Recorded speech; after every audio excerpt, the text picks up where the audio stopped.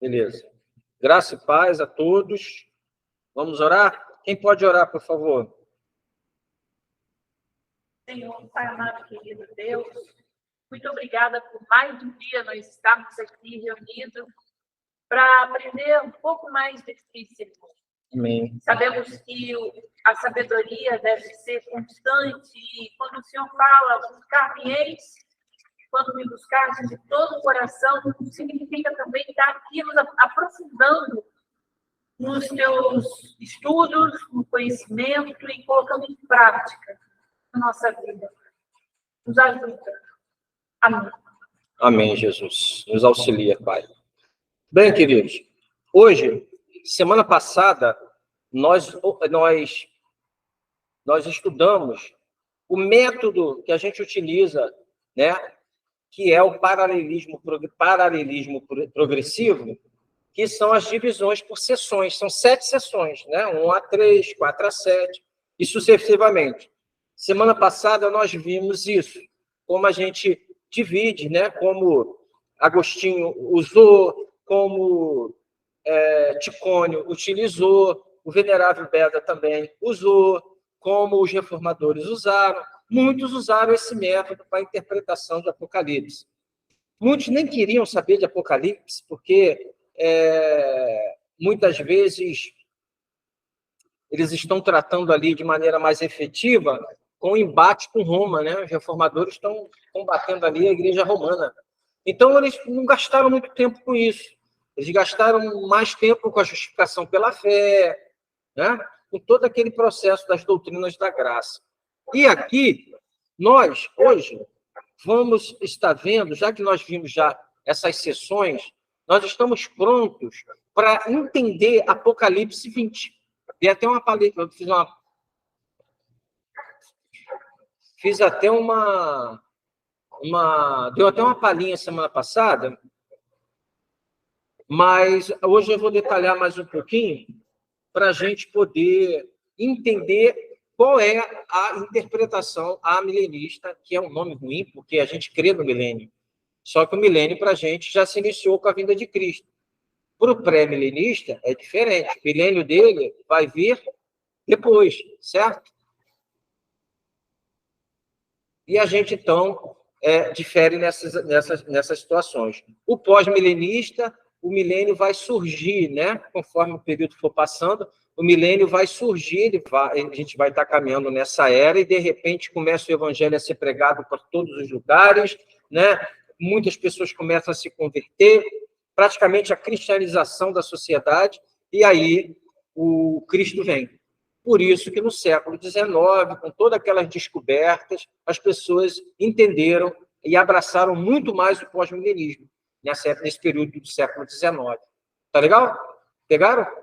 Por isso, né? Com a Primeira e a Segunda Guerra Mundial, acabou o namoro com o pós-milenismo, né? Porque a gente não estava chegando no grande ápice, o grande milênio.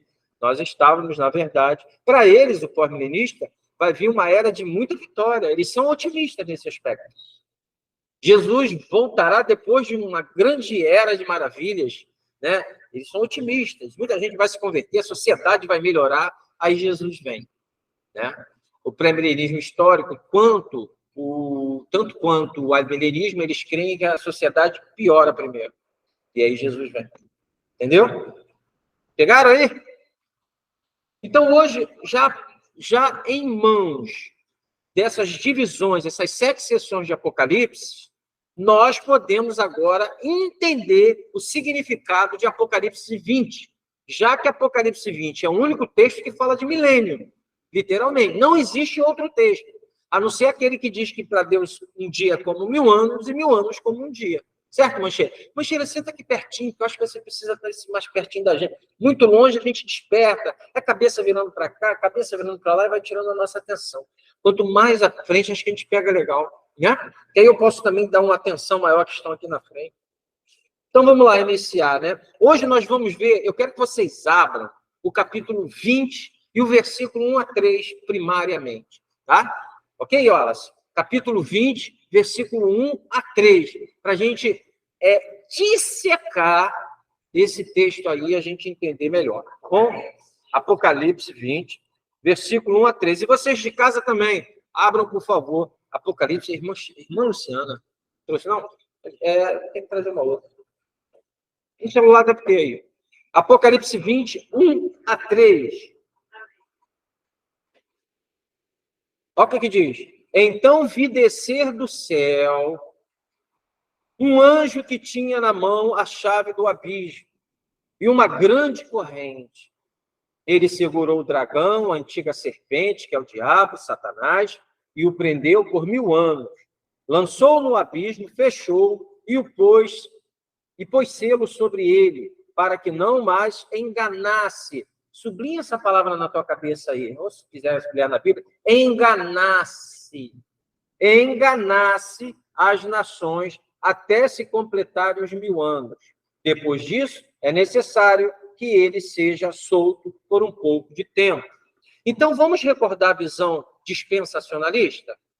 Já que o pré-milenismo histórico, eles acreditam que a igreja passa pela tribulação, né? O dispensacionalista, não. A igreja vai ser arrebatada primeiro, ela é arrebatada, e aí são 7 anos de tribulação. Depois desses 7 anos de tribulação, para quem é meso, né? Os 3 primeiros anos é leve, depois, os últimos 3 anos é intensificado. Né? Então, é um meso tribulacionista. Mas, no total, são 7 anos de tribulação. Aí, Jesus volta, ele não arrebatou a igreja? Ele arrebatou a igreja, aí ele volta com a igreja, certo? E ele, então, agora, com aqueles judeus que saíram da tribulação, ele vai reinar.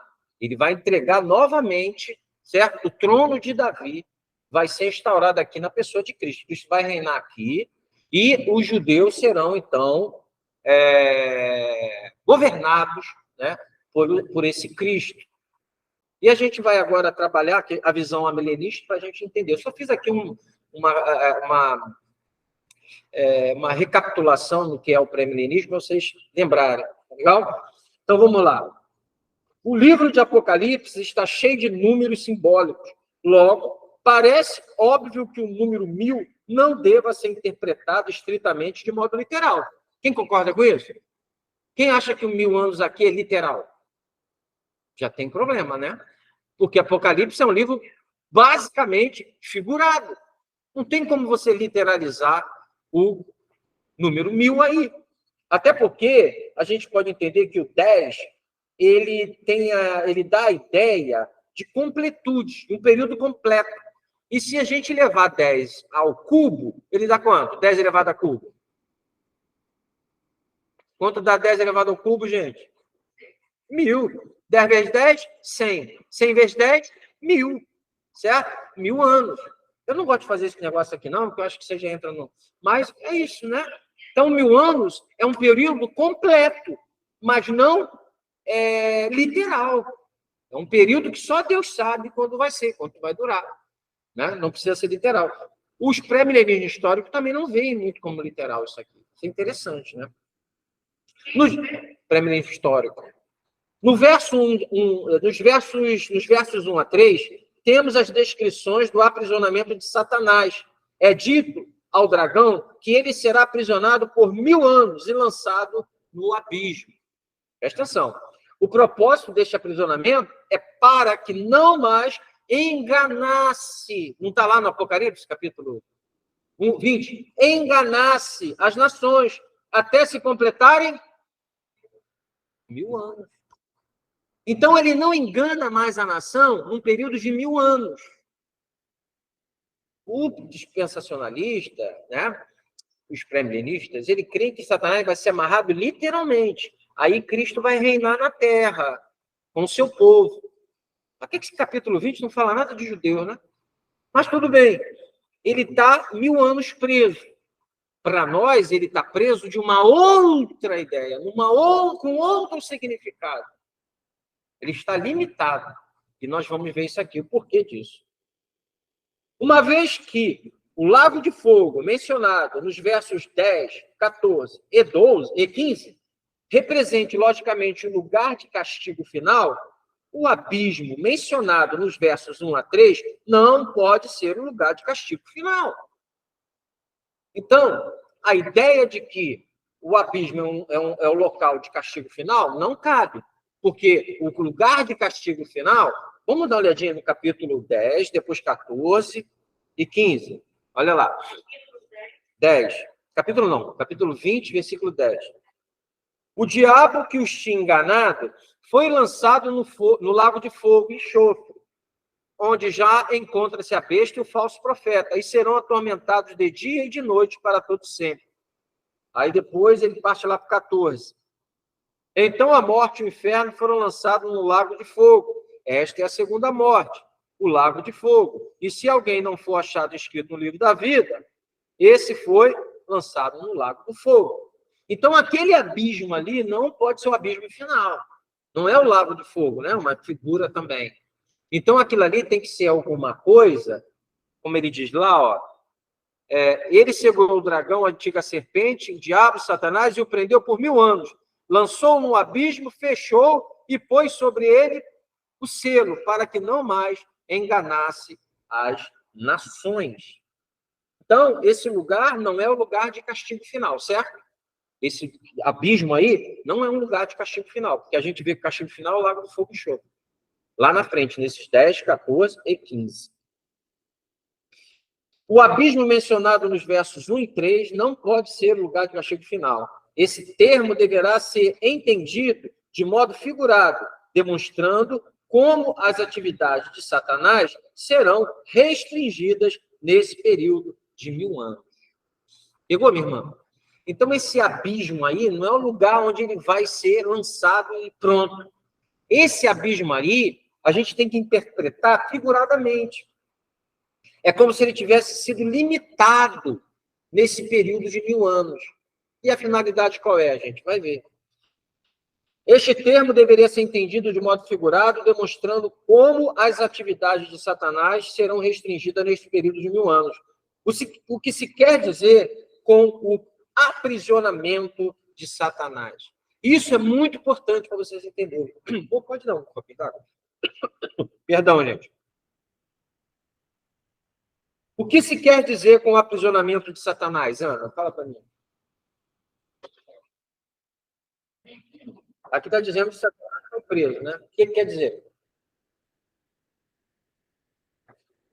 O que quer dizer, irmã Sheila? Eu posso falar? Esse aprisionamento. Posso responder? Pode. Hã? Isso. Ele está limitado. Porque o dispensacionalista vai perguntar para você, aí está preso, olha só quanta maldade no mundo. Né? Ele não está preso no sentido de ele não poder agir, mas ele está limitado de impedir que o evangelho seja pregado. E a gente vai caminhar aqui com isso, tá?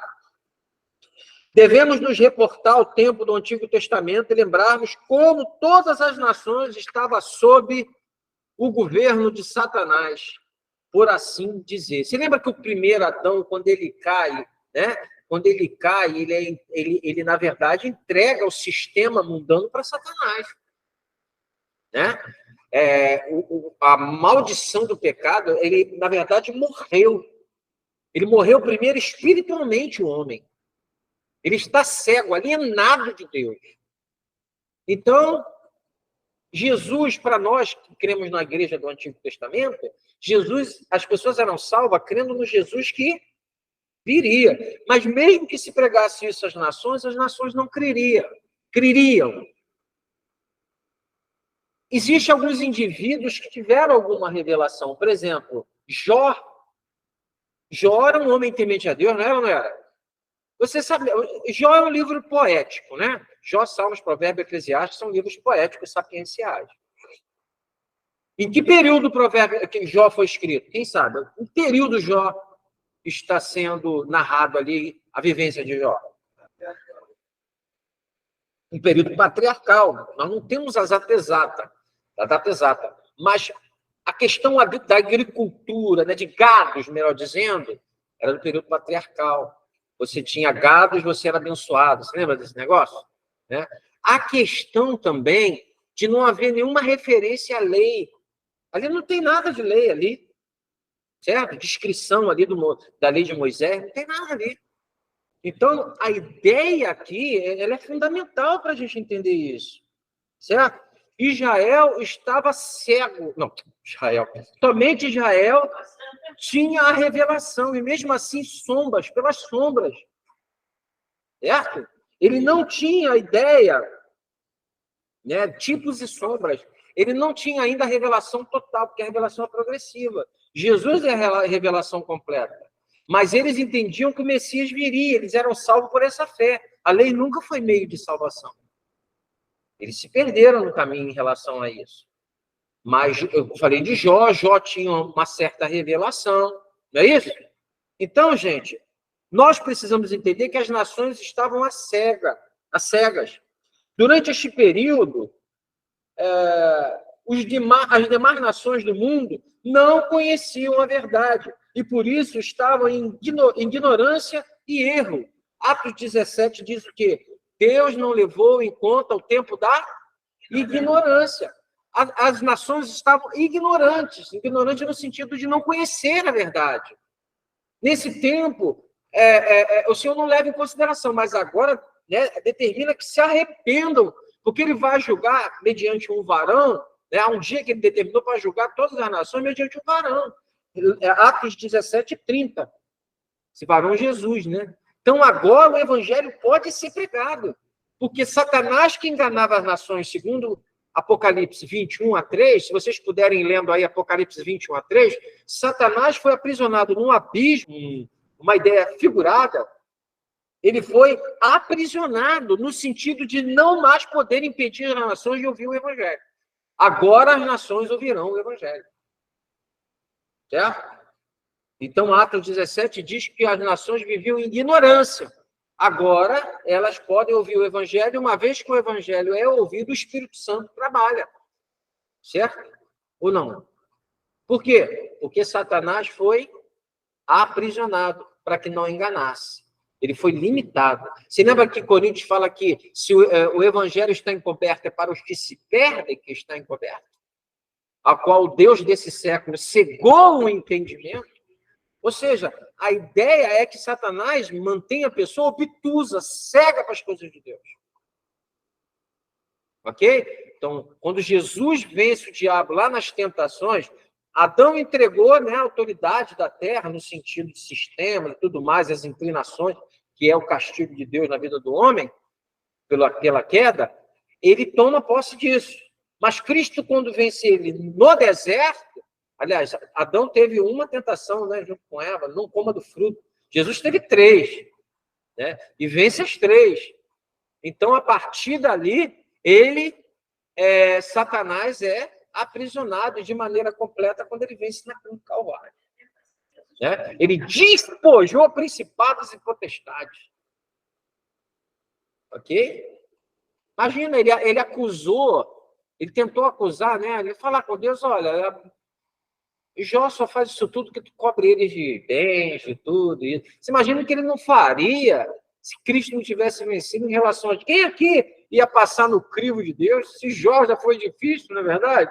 Tinha tanta coisa para falar, imagine a gente. Então, glória a Deus pela vida de Cristo.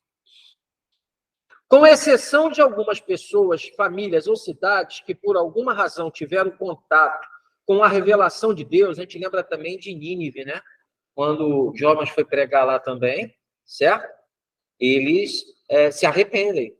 Foi um momento de exclusividade. De alguma forma ali, Deus, né, trabalha. Mas as nações, no total, estão cegas.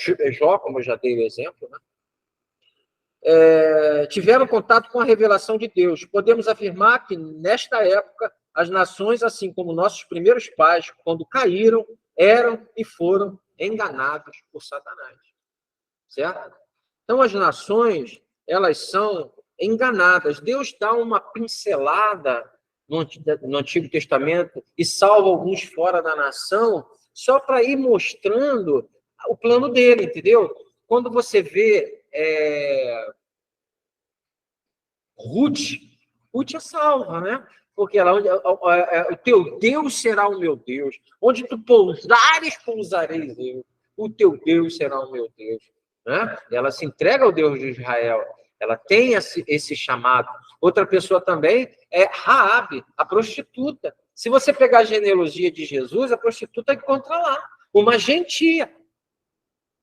certo? Porque Deus está apontando para a obra dele completa às nações. Isso é maravilhoso. Antes de sua ascensão, Cristo nos deixou a grande comissão, e de fazer discípulos de todas as nações, batizando em nome do Pai, do Filho e do Espírito Santo. Eis que estou convosco todos os dias até a consumação do século. Mas antes disso ele diz assim, toda autoridade foi me dada no céu e na terra.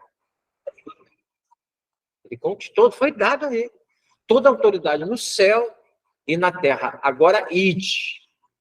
Neste momento, podemos imaginar os discípulos trazendo uma intrigante questão. Como poderemos fazer isso se Satanás continua a enganar as nações? Como vamos pregar? O Senhor manda a gente ir, mas como é que a gente vai pregar as nações?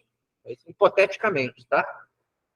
Apocalipse 1:3, João traz uma resposta tranquilizadora. Durante a era do Evangelho, que foi instaurada agora, Satanás não será capaz de continuar a enganar as nações como no passado, pois ele foi aprisionado. Certo? Isso é maravilhoso. Pode ir lá pregar, gente. Vai ter gente que vai se converter lá fora. Pode pregar. Tem povo de Deus lá. Tem povo de Deus para a gente resgatar, para ouvir o Evangelho. Porque Satanás não vai poder enganá-lo mais.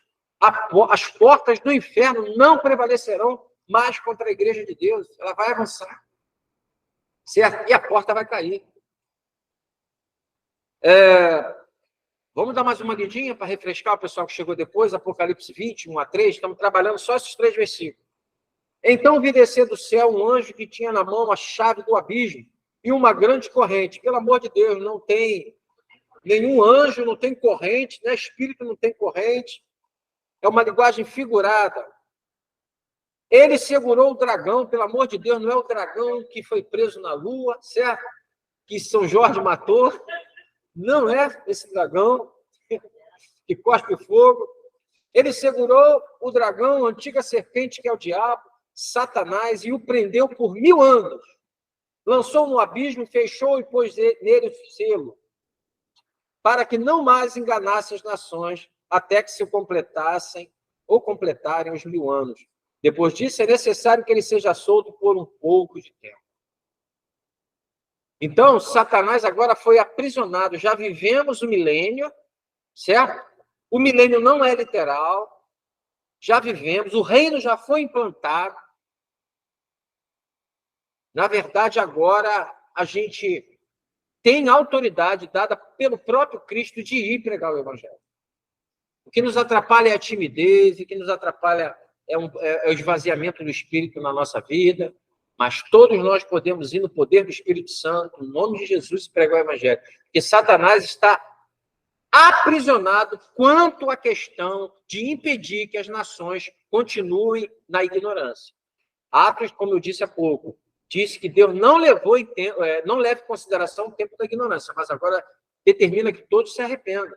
Então, o tempo da ignorância que Satanás cegou, Deus não leva em consideração. Mas agora que Satanás foi aprisionado, ele determina que todos se arrependam.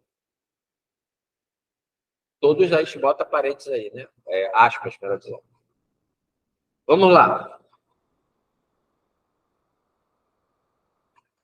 Sendo assim, todo este período, vocês, discípulos de Cristo, serão capazes de pregar o Evangelho, de fazer discípulos de todas as nações. É por isso que a gente está aqui, né?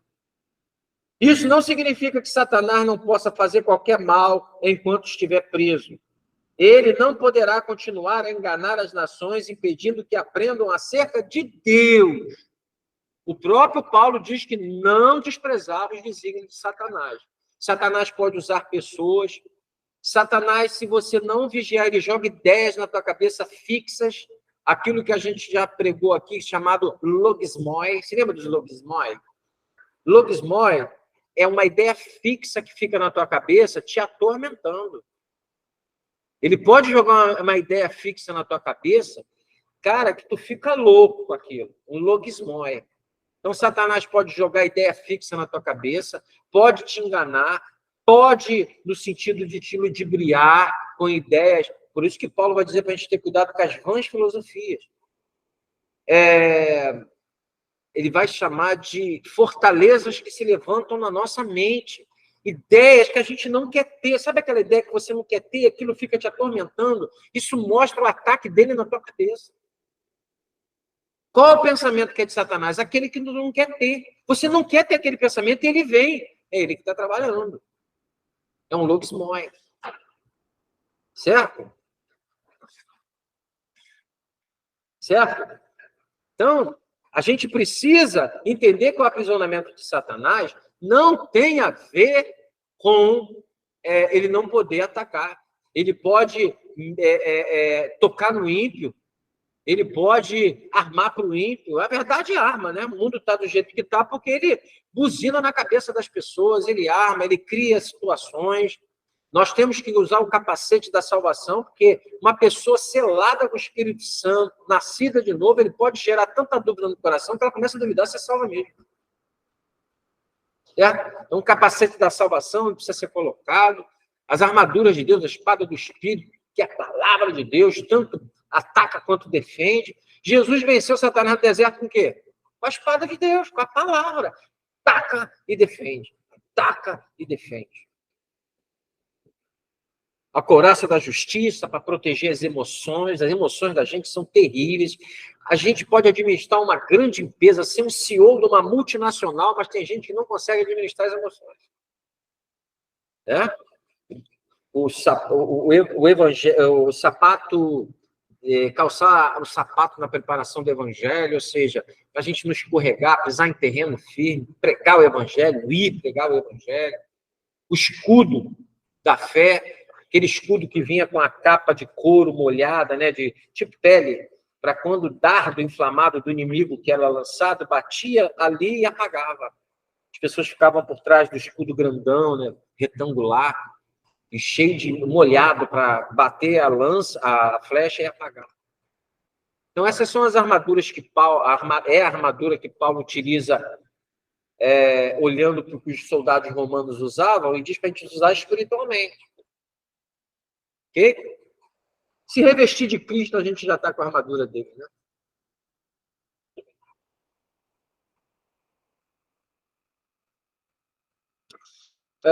Vamos continuar. Mais adiante, João diz que quando os 1000 anos tiverem passado, Satanás será solto de sua prisão e sairá para enganar as nações do mundo, para reuni-las para a luta contra o povo de Deus. Olha o versículo 7 e 9 aí, do capítulo 20. Quando, porém, se completarem os 1000 anos, se você pegar a perspectiva do 1000 anos, do milênio, tu vai falar do final do milênio dispensacionalista. Estamos falando do milênio amilenista, que é o fim, a gente não sabe quando vai ser. Nesse fim, Satanás será solto. Não é no milênio dos dispensacionalistas, é no nosso. Ele vai ser solto no final. Quando, porém, se completar os 1000 anos, Satanás será solto da sua prisão e sairá para enganar as nações que estão nos 4 cantos da terra, Gog e Magog, a fim de reuni-las para a batalha. O número dessas é como a areia do mar. Meu Deus, quanta gente convivendo. Imagine se eu levar isso aqui para o milênio de lá, né? Jesus reinando aqui no trono e um monte de milhares, igual o número da terra, essas nações que não se converteram, estão vivendo junto aí, na terra, no milênio. Né? Engraçado? Mas estamos falando antes de Jesus vir, estamos falando nessa era aí, quando ele chegar, Satanás vai ser solto e vai o quê? Reunir as nações. Isso antes de Cristo voltar. Antes de Cristo voltar. Ele vai reunir as nações para lutar. Essa ideia de Gog e Magog, a gente vai ver lá para frente, tá? Está em Ezequiel, são cidades, e aí a gente sempre vai interpretar Apocalipse olhando lá para o Antigo Testamento, mas não estamos ainda no Apocalipse, estamos só nos sistemas, tá bom? A fim de reuni-las para a batalha. O número dessas é como a areia do mar. Qual é o outro versículo que eu falei? 9, né? Marcharam, então, pela superfície da terra e cercaram o acampamento dos santos, a cidade amada. Porém, desceu fogo do céu e os consumiu. O diabo que tinha enganado foi lançado no lago de fogo e enxofre, onde já se encontra a besta e o falso profeta. Lá no capítulo 19, a besta e o falso profeta foram lançados. E serão atormentados de dia e de noite para todos sempre. Mais uma vez, é um sentido figurado. Haverá uma batalha, certo? Eles serão reunidos, né, contra os santos, mas nesse momento Deus vai intervir e vai então lançá-lo no lago de fogo e enxofre. É o processo da segunda vinda. Beleza, vamos voltar aqui. Isto, porém, ele não pode fazer enquanto está preso. Concluímos, então, que o aprisionamento de Satanás durante a era do Evangelho significa que, primeiro, ele não pode impedir a disseminação do Evangelho. Segunda coisa, ele não pode reunir ainda as nações para lutar contra o santo. Ele não pode reunir. Você lembra que no final ele vai reunir? O primeiro ele não pode impedir do Evangelho ser pregado mais. Ele está, de uma certa forma, aprisionado. Ele não pode mais impedir daqueles que têm que vir. E não pode reunir as nações ainda para lutar. Há um tempo determinado para isso. Quando vai ser isso? Quando Deus tirar a mão. Quando soltar. Vamos caminhar? Haverá alguma indicação no Novo Testamento? Vamos para as provas agora, né, gente? Está na teoria aqui, vamos para as provas. Haverá alguma indicação no Novo Testamento que Satanás está preso na época da primeira vinda de Cristo? Tem alguma indicação? Sim. Quando os fariseus acusaram Jesus de expulsar demônio pelo poder de Satanás, Jesus respondeu: ou como pode alguém entrar na casa do valente e roubar-lhes os bens sem primeiro amarrá-lo? Então, a base é Mateus 12, 28. Quem puder abrir aí, ó. Mateus 12. Hoje a gente lê, porque eu vim falando sobre isso, hoje a gente vai dar uma lida direta. Mateus 12, 28. Diz assim. Leia aí, meus irmãos, para a gente acompanhar. Se, porém, eu expulso os demônios pelo Espírito de Deus, certamente é chegado o reino de Deus sobre vocês. Ou como pode alguém entrar na casa do valente? Como é que Jesus pode entrar na minha casa? Como ele pode chegar e falar: Satanás, agora eu vou resgatá-lo da sua mão. Agora eu vou tirar ele da cegueira, da escravidão do pecado. Como pode alguém entrar na casa do valente e roubar-lhes os bens sem primeiro amarrá-lo? E só então saqueará a casa dele. Então essa é a base. Satanás, primeiro, é amarrado. Então as pessoas usam esse texto aqui, né, para expulsar demônio. Está amarrado. Não, ele foi amarrado no sentido de que agora o evangelho poder ser pregado. Não é para falar está amarrado. Está amarrado em nome de Jesus. Não! Ele está amarrado porque ele está agora sendo impedido, e vou ser redundante, de impedir que o evangelho chegue no coração das pessoas. É por isso que ele está amarrado. Não é um amarrado que está amarrado. O contexto de amarrado é outro. Tá bom? Ele foi amarrado por Cristo para o evangelho poder ser pregado.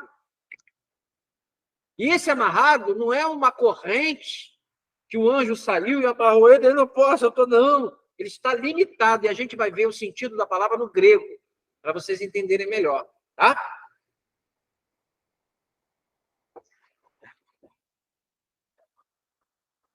Beleza. É interessante que a palavra que Mateus utiliza para o aprisionamento do homem valente é a mesma utilizada em Apocalipse 20, para descrever o aprisionamento de Satanás. O termo é del. É del. Certo? O termo é del, que também significa constranger. A palavra lá, quando você fala dele estar aprisionando por 1000 anos, né? No capítulo 1 aqui de Apocalipse, aprisionando, essa palavra é del no grego. E essa palavra, a palavra grega, ela pode ter outros sentidos, né? Ou sinônimos, melhor dizer. Olha só, por favor, lá em Atos 20, 22, abram, por favor, Atos 20, 22, quem puder abrir. Atos 20, 22. Atos 20, 22. Olha o que diz aqui. Atos 20, 22. E agora, impelido pelo Espírito, vou para Jerusalém, não sabendo que ali vai me acontecer. É certo que o Espírito Santo, de cidade em cidade, me assegura que prisões e sofrimentos estão à minha espera. Essa palavra, e agora, impelido na arque, ou na ara, seu nome, ara com certeza, está escrito constrangido pelo Espírito Santo. Quem tem a ara aí? Está escrito constrangido. Então, constrangido ou impelido é o mesmo. E essa mesma palavra, constrangido e impelido, é del, que é usado para aprisionamento. Está entendendo como é que muda? A mesma palavra com uma conotação diferente? Olha só aqui o sentido dela de proibir e de ligar em Mateus 16, 19. Quem pode abrir Mateus 19? Mateus 16, 19. Vamos lá, gente. Se vocês não acompanharem, vão ficar perdidos. Hein? 16, 19.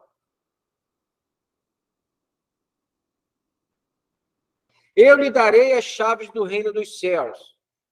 O que você ligar,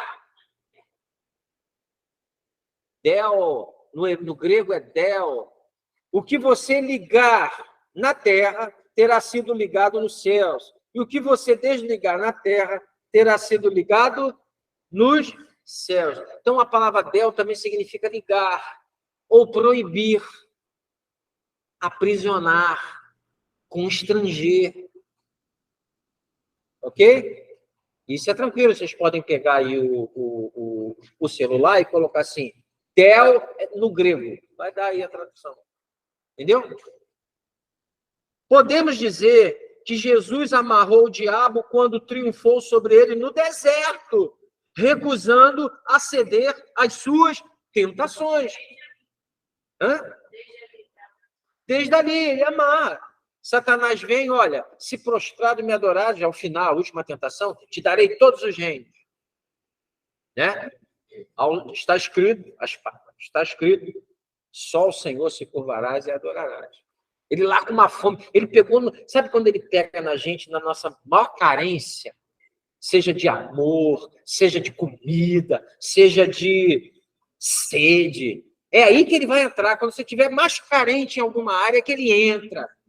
E ele diz assim, mande que essas pedras se transformem em pão. Ele usa a espada. Nem só de pão vive o homem, mas de toda palavra que procede de Deus. Satanás foi vencido, ele resistiu ao diabo e ele fugiu. Ele resistiu com a palavra e ele fugiu. Certo?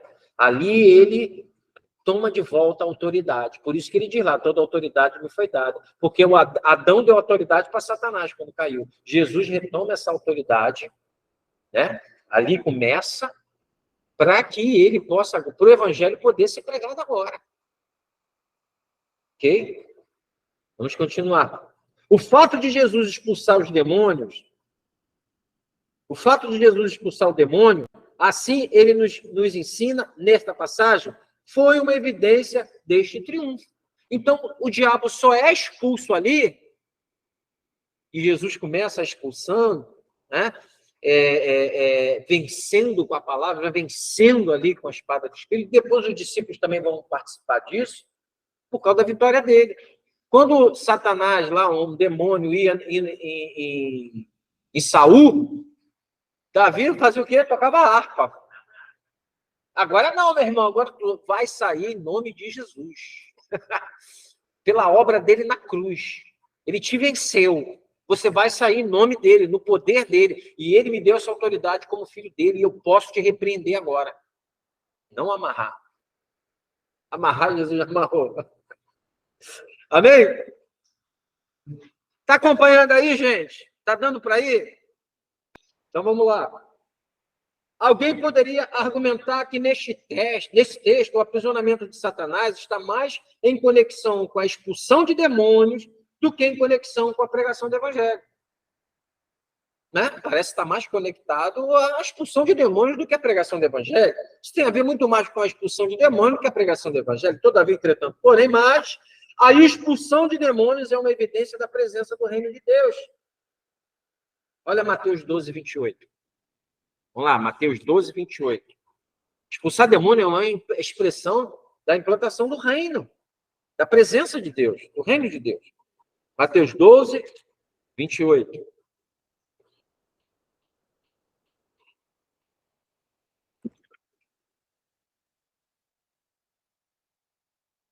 Cadê? Mateus 12, 28, não é isso? Estou no 13. Vamos lá. Se, porém, eu expulso os demônios, ou o demônio, né? Mas os demônios aqui, pelo Espírito de Deus, certamente é chegado o reino de Deus sobre vocês. Então, uma coisa está ligada à outra. Se eu expulso o demônio e não toco mais harpa como Davi, para aliviar, o reino de Deus está sendo implantado em vocês. E o que é o reino de Deus? É o governo de Cristo no coração daquele que crê. O que é o reino de Deus? Ele está mandando e mandando na terra. Agora ele governa todas as nações. Gente, essa ideia de que os judeus vão reinar lá no antigo, lá no milênio, que o dispensacionalista tem, e o pré-milenista histórico também, essa é uma ideia que é uma furada, porque foi justamente por isso que eles não reconheceram Jesus como Senhor, porque eles esperavam um Messias político, que implantasse o reino de Davi e os judeus começassem a ser honrados como foram lá na época de Davi, de Salomão. Aí esse sonho frustrado vai ser realizado no milênio. Isso aí é uma perspectiva humana. Se Jesus falasse esse tipo de coisa, os discípulos naquela época teriam sido presos. Como é que é isso? Jesus vai reinar aí? Pelo contrário, a ideia foi sempre o reino de Cristo no coração. Isso é o reino de Deus. Eles faziam uma diferenciação no reino do céu, no reino de Deus, mas já caiu por terra também isso. Eles desistiram. Muitos já desistiram disso. Então, essa ideia meio que orgulhosa de ver Cristo reinando, os judeus mandando de novo lá no milênio, é uma frustração do que acharam que ia acontecer com o Messias dele. Só que para eles o Messias ainda não veio, né?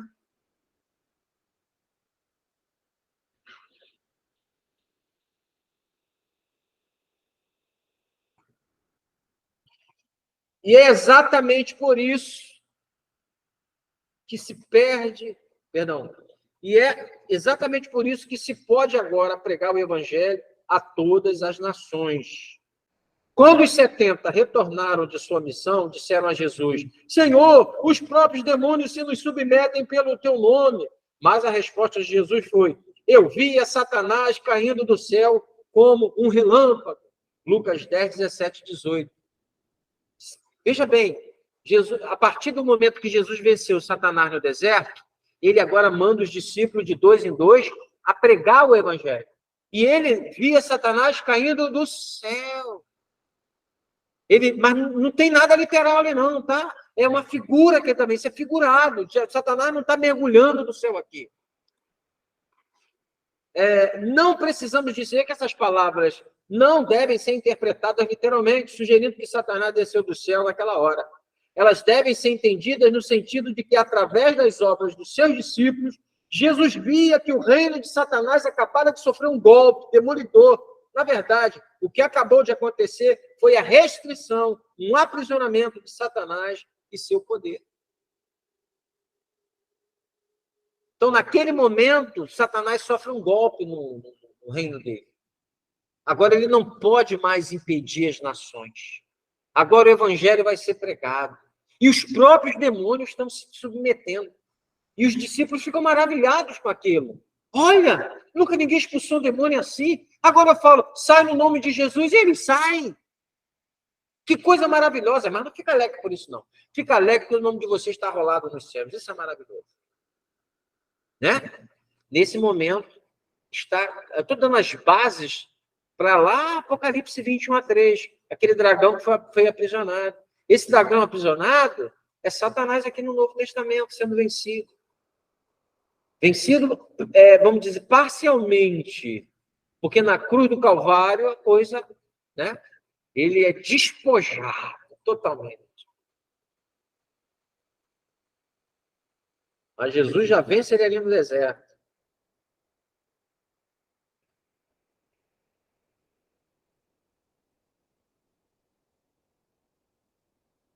Podemos observar que este aprisionamento de Satanás está diretamente associado com a atividade missionária dos discípulos de Jesus, porque eles saíram em missões, certo?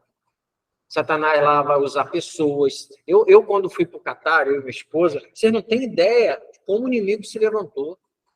Gente, a gente viu a coisa que a gente nunca imaginou ver. Guerra, contenda, briga, desavença, portas se fechando. Então, assim, quando você sai em missões, você tem que estar muito revestido, sabe? Orando, vigiando, porque eu não digo nem missões só transculturais, mas evangelização, o que for, não é de qualquer jeito, não. Ele vai pessoas, porque você está saqueando o inferno no nome de Jesus. Sabe? Você está indo no poder do Espírito Santo, é ele que faz a obra, mas qual é o inimigo que não se debate para que não roube as coisas dele? Está aprisionado. De alguma forma, ele tenta usar pessoas. Às vezes você está pregando, aí vem outra pessoa que dá problemas, entendeu? É complicado. Então, a gente precisa sempre pregar o evangelho. Eu nunca vi, gente. O evangelho é tomado à força, não é verdade? Diz o texto. O reino de Deus é tomado à força.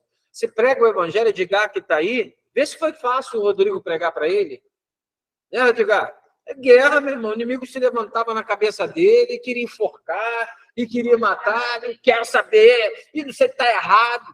Foi tomado à força. Entendeu? Então, não é fácil. Não é fácil, é luta.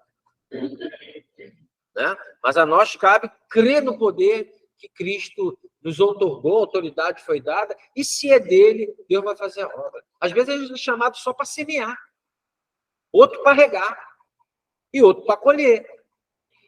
O importante é a gente ir, né? Edgar, sou o eterno devedor. Amém, todos nós. Outra passagem que descreve... Coitado do Rodrigo, é verdade, essa parte é verdade. Mas Deus é fiel, Deus revestiu ele naquele momento.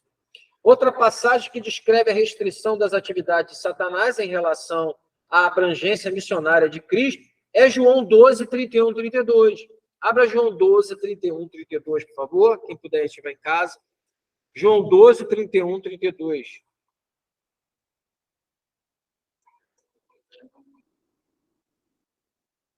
João 12, 31, 32.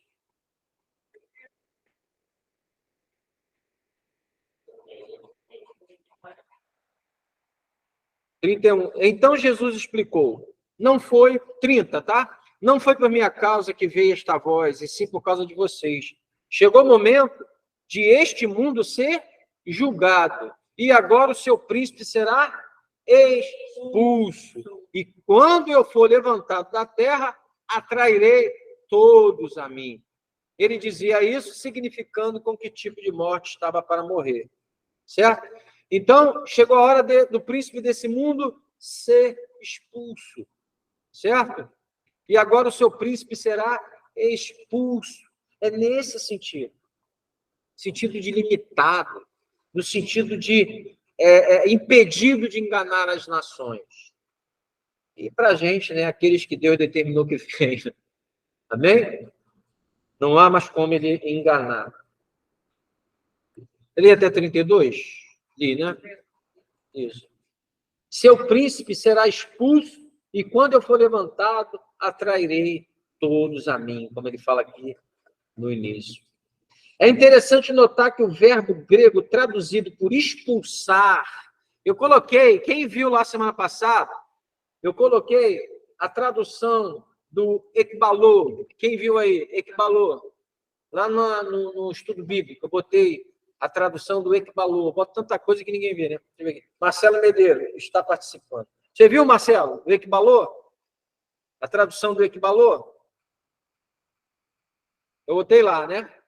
Vamos lá. Pastor, tive que dar uma saída aqui agora. Notar que o verbo grego traduzido por expulsar, ekbalô, é derivado da mesma raiz que o termo utilizado em Apocalipse 23, Sabe aquela palavra que diz, e lançou-lhe no abismo? Lançar, lançou no abismo de Apocalipse? Essa palavra é equibalou, é balou. É a mesma palavra usada para expulsar aqui em João 30. João quanto? João... Hã? 12:31, 32. Essa expulso é a mesma palavra lá de Apocalipse, né? Balou. Expulsar e lançar. Lançar fora, expulsar. É a mesma palavra utilizada. Lançou Satanás no abismo. Equibalou. Está lá no grupo de estudo, tá, gente? Se vocês procurarem lá, está lá a tradução e uma explicação da palavra equibalou. A ideia de equibalou, inclusive, é de ir e não voltar mais, mas não é isso que está sendo usado. Equibalou se usa quando você é lançado, expulso e não volta mais. Não tem direito a retorno. Mas, nesse sentido aqui, Satanás, ele não pode mais. Ele foi lançado, ele foi expulso, ele não pode voltar mais nesse sentido. Né? Agora as nações serão evangelizadas livremente, né? Sem as garras dele. É impossível que ele mantenha uma pessoa cega para sempre, que Deus tem um propósito na vida dela. Né? Importante notar que a expulsão de Satanás está associada aqui com o fato de que não somente os judeus, mas também homens de todas as nações, de todas as nacionalidades, serão atraídos a Cristo quando ele estiver na cruz. Eu atrairei todos a mim. Esse todos aí não significa todas as nações, senão nós entraremos no universalismo. Mas todas as nações. Tá? Antigamente, só quem era salvo, gente? Os judeus. Agora, o evangelho vai ser pregado a todas as nações. Então, quando eu for levantado, eu atrairei todos a mim. Nesse sentido de nações. Por isso que lá em João fala que Deus amou o mundo, porque o contexto era só os judeus achavam que só eles eram amados. Quando ele diz Deus amou o mundo, ele está usando todo pela parte, né? Todas as nações. Tem que ter cuidado na Bíblia com esse todos, tá? Tem muito todos ali que não é todos. É uma parte. É o todo para... Oi? Exatamente. A gente precisa entender esses todos aí. Dentro do contexto, tá?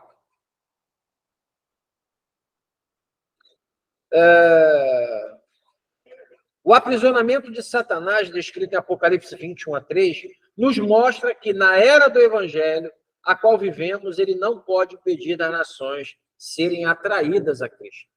Atraída. Eu gosto muito dessa palavra. Com amor eterno, eu te atraí. E as pessoas não entendem, sabe? Mas Deus me faz robô. Não, Deus te atrai. Certo? Você já foi atraído pelo marido, pelo namorado, sei lá por quê. Você está lá agora com compromisso, saindo, dando satisfação, cozinhando, lavando o banheiro, o marido, né, que tal, cuidando das coisas da mulher, indo buscar e tal, porque você foi atraído. Você não está fazendo aquilo ali de maneira robótica, porque Deus nos atrai. Ele nos atrai como ele começa. Eu me lembro quando antes de me converter, ele botou um monte de gente no meu caminho, onde eu ia tinha um crente. E aí as coisas iam acontecendo, vinha a palavra que o cara pregou e tal. Chegou um momento que Cristo, né? Ele é assim, ele é bondoso, ele quer mudar minha vida, me dar uma nova história, sabe? E aí aquilo ele vai me atraindo, né? Assim que o conquistador, a conquistadora atrai o seu amado, né? Poxa, você é tão lindo, eu gosto tanto de você, você é uma pessoa interessante, poxa, daí vai atraindo com jeitos, trejeitos, né? E vai assim, o Senhor nos atrai com laços de amor, isso é maravilhoso. Quem entende isso, entende a Bíblia toda. A influência dele, embora não eliminada, não pode impedir a disseminação do evangelho ao mundo. Ok? Terminamos. 3 versículos que a gente precisou estudar de maneira sistemática, de maneira cuidadosa, para entender, porque primeiro a gente entende qual é a visão do pré-milenismo quanto a isso. Depois a gente entende qual é a visão do amilenismo. Marcelo, eu quero você. Fala comigo. Qual a dúvida que ficou na sua cabeça agora? Por favor, fala com a gente. Depois vai um por um aí.